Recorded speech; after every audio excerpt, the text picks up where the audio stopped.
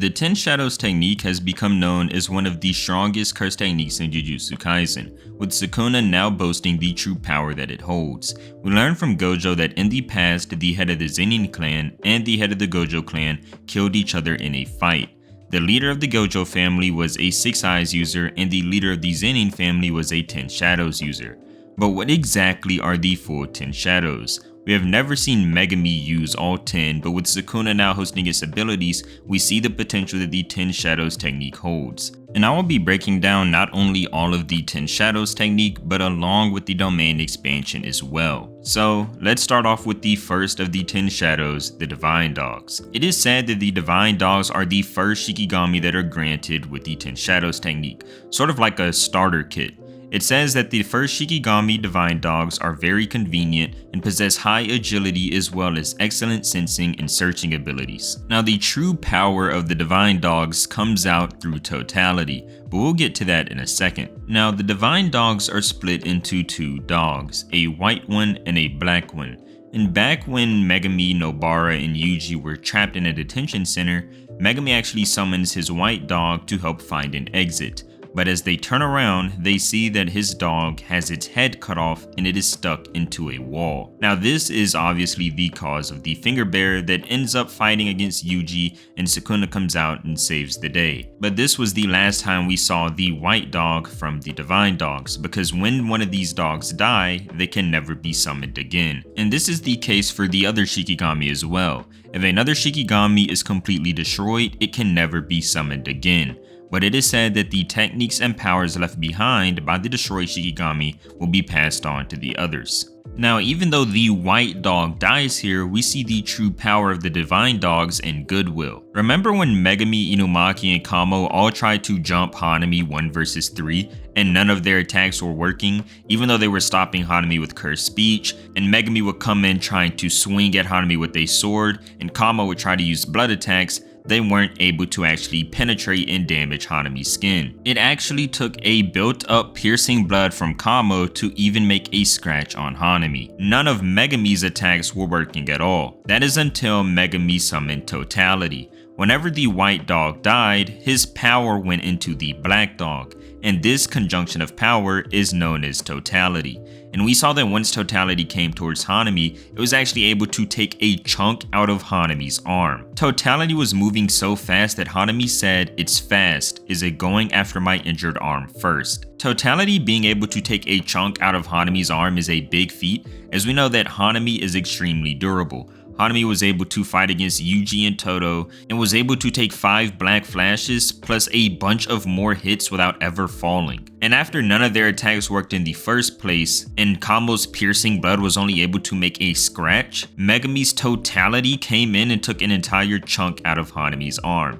This is the true power of the Divine Dogs. After one of the dogs dies and the power goes into the other. Once Totality comes into play, it becomes a strong demon-like dog that is much stronger than its previous forms. And next up we have a Shikigami that is actually stronger than you might think, and those are the Toads. Now we have seen the Toads in 2 forms throughout the series. We've only seen them once in battle, just the Toad alone, and that is when Megumi was fighting Toji in the alleyway. But most of the times we see the Toads and they are combined with Nue, and that is known as the Well's Unknown Abyss. Now every time we see the Toads on panel, they are just having a crazy speed feat, and that honestly looks to be their best attribute, is the Toad speed. We see that as Megumi is trying to escape Toji while running into an alleyway, as Toji begins to swing at Megumi, we see the Toad's tongue comes around the corner, wraps the tongue around Megumi and pulls him back before Toji's swing can hit him. And we see the Toad actually bring Megumi all the way down the alleyway. And remember when Todo was just piling on attacks on Megumi? It just seemed like Megumi could not deal with Todo's level of speed or strength. Towards the end of the fight, when Todo was just hurling himself full speed towards Megumi,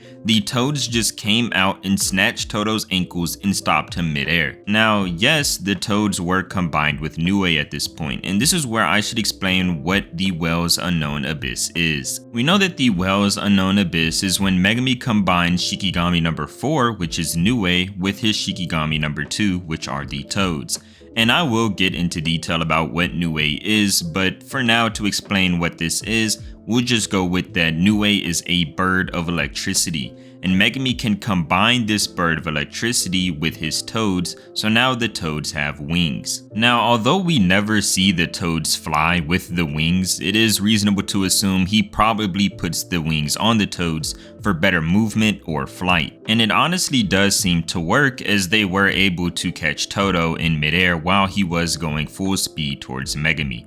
And we also see that while Megumi is fighting against Kamo and Goodwill, as Kamo shoots his blood arrows towards Megumi, he doesn't even need to block them himself because the toads just catch the arrows out of midair. So even though the toads are a bit underrated, I would not sleep on them, as they do have good levels of speed and can perceive attacks that might even be too fast for Megumi to react to himself. Now moving on to number 3 is a summon that we actually have only seen once in the entire series, and that is the Big Serpent. We see that when Sukuna begins to engage with Megumi, the Great Serpent just comes out of the ground and holds Sukuna up in the air. Now it looks to be huge in size, but we don't even get to see the full thing because most of its body is in the ground. And while it's holding Sukuna up in the air, we see that it holds him there so Nue can come and hit him as sort of like a combo attack. But Sukuna just uses his slashes to cut up the serpent, and that is the last time we ever see from it. Now I wish we had seen more of the serpent because that was the only time it was here, and it looks big and cool, right? And the only thing I wonder is if Sukuna will summon it or not. Does what he did count as completely destroying it, or did he make sure that he didn't destroy it enough so that he could summon it in the future? These are just questions that hopefully we'll see answered in the future, but I know for a fact that since the serpent is so cool, it would be great to see Sukuna use it, especially in his fight with Gojo. And moving on, we have Nue, and Nue is the big bird that has an electricity factor to it. We see that when Yuji, Megumi, and Nobara are stuck in the detention center, he uses Nue for its flight so he can move around faster. And we also see that when he combines a combo attack with his serpent and have Nue come and hit Sukuna, it just sort of bounces off Sukuna. But this isn't the true power of Nue.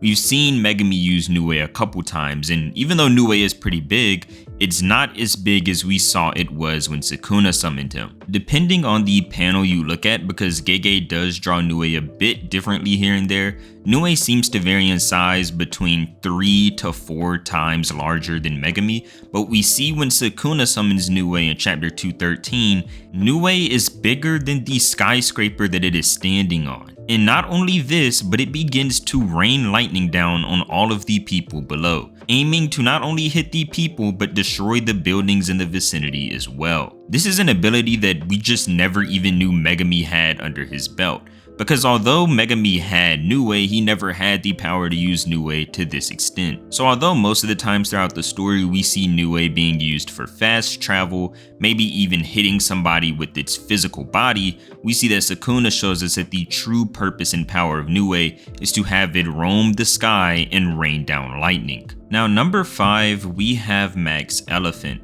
And the first time we see Max Elephant being used is when Megumi uses it in the Goodwill fight with Kamo. Megumi says that it actually uses a lot of curse energy, so he can only summon it once. And once the elephant is summoned into the room, it just begins to flood the entire hallway with water until it just pushes Kamo outside. Now the elephant here just does look normal sized. It's not extra big like Nue is a huge bird. The elephant just looks normal sized. If anything, it looks a bit miniature because it is only slightly taller than Megumi. Now the elephant does get bigger on 2 separate occasions. One of them is when Megumi uses his domain expansion against Reggie, and the other is when Sukuna uses it in the fight against Uro. Now when Sukuna summons Max Elephant, it appears to have knocked Yorozu outside of her bug armor form and creates a huge hole in the ground. This is a big feat, as Yorozu's bug armor form is supposed to be far more durable than herself, and in this form she was able to defeat a squad that was as strong as the one that Uro led. But that's all there is for Max Elephant. It seems to be the best sort of support tool. Yes, it is good when Sukuna uses it to knock Yorozu out of her form, but when Megumi uses it in the hallway, it was good for flooding it and making Kamo uncomfortable, to where they had to eventually end up fighting outside. Now moving on to number 6, we have the Rabbit Escape. Now Rabbit Escape is something that when we've seen it, it's only been in brief moments and it doesn't do a whole lot. because it's not a damaging type of attack. Rabbit Escape is essentially a bunch of rabbits meant to either conceal you while you run away or maybe overwhelm the opponent so you can get a sneak attack in. And we see Megumi uses the Rabbit Escape after Toji is chasing him. He uses all of these rabbits as sort of a wall to try to escape Toji. Now of course Toji just runs and blitzes right through it, but the point was he used it to sort of try to divert Toji for just a moment. And we also see when Sukuna summons the rabbits on Yorozu, the wall is so high that she can't even see. She's wondering where Sukuna went and says that he is hiding. So when it comes to the rabbits, you're not really looking for damage. You're more so looking for a distraction or maybe a concealment so you can run away. And although it's not known as one of the heavy hitters within the techniques, it is still a good and useful technique, meant to be used more so with tactics than power. Now next up at number 7, we have the Madoka Deer. Now this is one of the coolest Shikigami in the 10 Shadows technique. We see that when Yorozu tries to trap Sukuna within her bugs, Sukuna just summons the deer and it just all drops in front of him. Yorozu says that she has lost control of her liquid metal, and that she realizes that the Shikigami heals through reverse curse technique, so it neutralizes the curse energy that was flowing through her curse technique. Now this basically means that you can't attack Sukuna with conventional curse techniques, because the positive energy that the deer emits will just neutralize the curse energy that is running through your technique. And I know a lot of people have been speculating, will this be the deer that gets through infinity?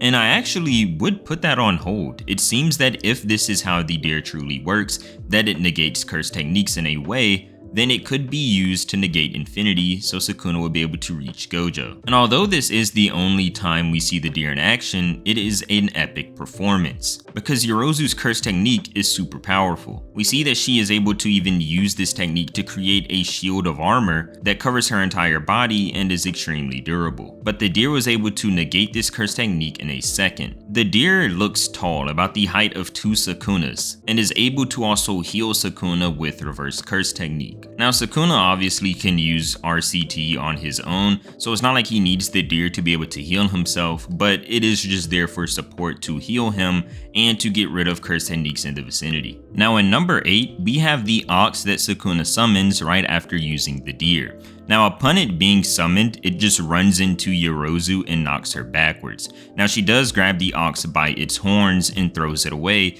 but it immediately begins to charge at her again, and after she punches it, she makes an observation. It comes towards her, hits her, and this time Yorozu goes flying backwards. But she says that the ox can only move in a straight line, but the longer it's charged, the more powerful it is. Now this is the only time we see the ox, but we learn here that it can only move in a linear fashion, and the longer you let it run up and charge, the more powerful the hit will be upon impact. Now of course this just makes sense, right? The longer you let something build up speed, the more force it will hit you with. But it is just interesting to see that there is a Shikigami that you basically have to stop upon its summon. You can't let it charge up, because if you do, you'll be hit with a powerful hit. Something that was strong enough to not only knock Yorozu back, but also break off a part of her form. Now moving on to number 9, we actually don't know what number 9 is. There's a bunch of theories out there that it could be a giant skeleton. There's some theories that it might just be a tool, but in actuality, we won't know until Sukuna decides to use it, maybe in the fight with Gojo. And I could sit here and spitball theories, but this is an informative video and not a theory video, so I'll just leave it up to you guys for what you think the 9th Shikigami is. Now moving on to number 10, what else other than Mahoraga, the demon of the 10 Shadows curse technique? Mahoraga is the final summon, the most powerful of all the summons that we know of. The fanbook says that Mahoraga is a Shikigami that has never been subdued by any of the past 10 Shadow technique users, and that it analyzes enemy attacks in order to gain resistance and land effective hits. Now we know that Mahoraga has arguably one of the most broken regenerative abilities in Jujutsu Kaisen. If you have hit Mahoraga with a curse technique before, say example slashes like Sukuna, if you hit it with a slash, it will have adapted to your slashing techniques. Meaning no matter how many slashes you hit Mahoraga with after, it will just continue to heal. We see this happen after Sukuna actually does cut Mahoraga a couple times, and after Mahoraga doesn't go down, Sukuna begins to wonder, well, why aren't you dying? And then he notices that there is a wheel on top of Mahoraga's head that every time it turns, it is adapting and regenerating, which leads Sukuna to use his most powerful attack. He uses his domain expansion. And after Mahoraga is trapped in the expansion, it gets cut to pieces, a bunch of times by being hit by cleave and dismantle and all of the slashes you can think of. But it doesn't get exercised. This is because it had already adapted to slashing techniques. And this is the main thing that a lot of people think Mahoraga will do against Gojo. One of the questions is whether or not Mahoraga keeps adaptations from the past, because we know that a 10 Shadows user fought against a 6 Eyes user in the past, and they killed each other. Well, if the 10 Shadows user used Mahoraga in the past, then that means that Mahoraga may already have adapted to the Limitless Curse technique from the past. But say that Mahoraga doesn't keep the adaptations. Even then, a lot of people wonder if, say if Mahoraga gets hit by red or blue, will it have adapted to Infinity as a whole? Does this mean that Mahoraga can adapt to the entire Limitless Curse technique, including Infinity, meaning that it will now be able to reach and hit Gojo? Now, I'm sure this question will be answered through the fight, but as for right now, we just don't know. We also know that Mahoraga is extremely strong physically. It is able to punch 15 fingers Sukuna so hard that he goes flying through buildings, all the way across the city. We also know that Mahoraga has a sword that is enveloped in positive energy. So if it works anything like the deer, we know that positive energy negates normal curse techniques because of the normal curse energy that is running through it. And we also know that this means that anything that is a cursed spirit would just simply be exorcised by Mahoraga. Sukuna even says that if he was a cursed spirit at the time he got hit from Mahoraga, then Mahoraga would have just killed him in that moment. Now that is it for the 10 Shadows. Now going on to the domain expansion, we know that it is called Chimera Shadow Garden, and it is explained as a swamp of shadows is created throughout the entire domain, where the 10 Shadows technique can be used to its fullest by quickly manifesting Shikigami and clones. We see that Megami actually uses the clones when fighting against the second Finger Bearer. The Finger Bearer thinks that it has just shot a beam through Megami's head, but the entire time it was just a shadow clone. But we know that since Megami's domain expansion is not refined, his domain doesn't actually have a sure hit. So it says that right now, Chimera Shadow Garden serves merely to extend the 10 Shadows technique and expand Megami's potential to 120%. Now, clearly this will be different for Sukuna. Sukuna will have a sure hit. Sukuna will also have the stat amps that come with domain expansions, and if it works similarly like Megami's, then that means it will also expand the curse technique's potential to 120%. The 10 Shadows technique combined with this domain expansion is just the most versatile curse technique we have ever seen in Jujutsu Kaisen. There are 10 Shikigami, one of them just regenerates from attacks and will always keep moving forwards. Another one is a large bird that rains lightning from the skies. There's an elephant that outputs a bunch of water, and just a bunch of more cool summons that are not only strong, but can also be used tactically, like the toads and the rabbits. And although Megami did use 6 of these summons, we are now seeing the full potential of the 10 Shadows technique through Sukuna. I can't wait to see how he uses them against Gojo, and I'm sure that whatever he does, he will put on a show. And most of all, I want to see what the 9th summon is, and how Sukuna uses the domain expansion. And with that being said, this is the complete guide to the 10 Shadows technique. And I just want to thank you so much for reaching the end of the video. And if you enjoyed, then please leave a like and subscribe to the channel, as I do post on different topics that you guys recommend me, and a few that I come up with on my own. Thank you so much. See you guys next time.